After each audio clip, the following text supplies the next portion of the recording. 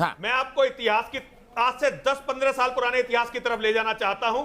मुसलमानों के मौलानाओं ने इलाहाबाद हाईकोर्ट का, प्रयागराज हाईकोर्ट का फैसला आने से पहले बड़े जोर जोर से चिल्लाकर कहा था कि हमारी शरीयत में लिखा हुआ है कि हम किसी भी जगह को छीनकर, किसी मंदिर को, दूसरे की इबादत गाह को तोड़कर वहां पर कुछ भी नहीं बना सकते, मस्जिद तो बिल्कुल नहीं बना सकते। बिल्कुल ठीक। और अगर ये कहीं तय हो जाए कि वहां पहले मंदिर था तो हम इसे छोड़ देंगे। बिल्कुल। प्रयागराज हाईकोर्ट ने यह तय कर दिया। बात कही कि किसी भी मंदिर को तोड़कर मस्जिद बनाई नहीं जा सकती। अगर इसे आप एक जगह तय कर दें, इस्लाम का मानक मानने, तो सबसे पहले तो मक्का में जो मस्जिद है वही तोड़नी पड़ेगी, काबा तोड़ना पड़ेगा। वो शिव मंदिर और क्यों सच ना बोलूं क्या मैं? सच ना बोलूं क्या मैं? क्या तुमसे डर के चुप रह जाऊं? अरे बेबुनियाद नहीं, ये सारी दुनिया। अरे तुम डर गए हो वो बात बोलो मंदिर से डर गए। देखिए, मैं केवल इतना कहना चाहता हूं कि अगर इसी बात को जो आपने कहा और ये सारे मौलाना कहते रहे, दारुल उलूम देवबंद ने कहा, बरेली वालों ने कहा, अगर इसे मानक बना दिया जाए तो भारत में तो एक भी बड़ी मस्जिद बचेगी नहीं। मक्का में जो मंदिर है, मक्का में जो मस्जिद है, तो वो भी नहीं। अरे वो हिम्मत आएगी। मैं चाहता हूं जो जफरयाब जिलानी ने चिंता जताई है उसका निराकरण होना चाहिए। और इस चैनल से ऐसे लोगों को हटा दीजिए आप। सुनिए ना, इस सारे ऐसे मलबे शब्दों का प्रयोग करने वालों को चैनल में रखना ही नहीं ताकि चाहिए। दुनिया देखें कि इस देश में क्या क्या हुआ था। आने वाली नस्लें उससे जो है कुछ सबक लें और सीखें, ये दुनिया को पता चलना चाहिए। वैसे भी राम मंदिर ने बहुत सारे अत्याचारों को दुनिया के सामने लाया है, लेकिन इसमें मैं सरकार से भी और सभी लोगों से, सारे हिंदूवादियों से कहना चाहता हूं कि राम मंदिर के मलबे पर एक म्यूजियम, एक संग्रहालय जरूर बनना चाहिए।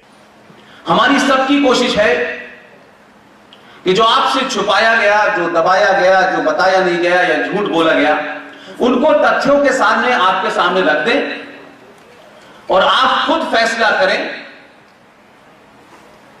कि सच क्या था और झूठ क्या था।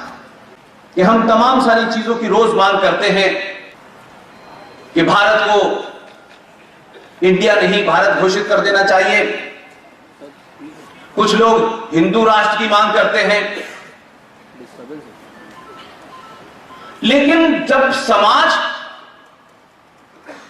अपनी सुविधाओं के लिए लालच से जब वो कायरता में आता है तो उसको ये पता ही नहीं चलता कि उसके बीच में भी बीच में ऐसे पुरुषार्थी आते हैं और बड़ा काम करके चले जाते हैं, क्योंकि वो लालच से ग्रस्त होता है। उसे अपना, तेरा, मैं से आगे बस मेरा हो जाए, मेरा घर हो जाए, मेरे बच्चे चले जाए, इससे आगे कभी राष्ट्र के रूप में उसने सोचा नहीं। ऐसा नहीं है कि आपके शहर में और भारत में ऐसी विभूतियां नहीं है। बहुत बड़ा काम करके गए और कभी उन्होंने इस बात की चिंता नहीं की कि कोई हमारा नाम लेने वाला होगा भी कि नहीं।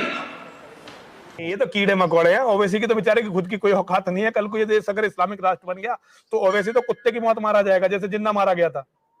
ये जिन्ना का हाल हुआ ना, वही हाल ओवैसी का होगा। ओवैसी सिया है, कब्जा देश में सुन्नियों का होगा। पहले हमें मारेंगे, बाद उसके बाद इसे ओवैसी। देखिए, मोहम्मद का एक बहुत अच्छा काम मोहम्मद जो करके गया, पहले तो सारे मुसलमान काफिरों को मारेंगे, क्योंकि दुनिया में जब तक एक भी काफिर जिंदा है, जब तक जिहाद चलता रहेगा। फिर मोहम्मद एक और अच्छा काम करके गया। ये भी पूछ लेना किसी मुसलमान से कि सच बोल रहा हूँ झूठ बोल रहा हूँ। उसने इस्लाम को 73 फिरकों की भविष्यवाणी की कि इस्लाम के 73 फिरके होंगे, जिसमें 72 जहन्नमी होंगे, केवल एक जन्नती होगा। तो जन्नती वो होगा जो 72 सबको मारेगा। तो ये खून खराबा, कत्लो गारत जब तक चलता रहेगा, जब तक एक भी मुसलमान धरती पे है। ये केवल हमारे कत्ल होने से या ईसाइयों के कत्ल होने से या यहूदियों के कत्ल होने से नहीं रुक जाएगा। जैसे अरब कंट्रीज में कौन सा दूसरे, वहां जब तक आर्मी का रूल रहता है, फिर आर्मी कत्ल कर देती है।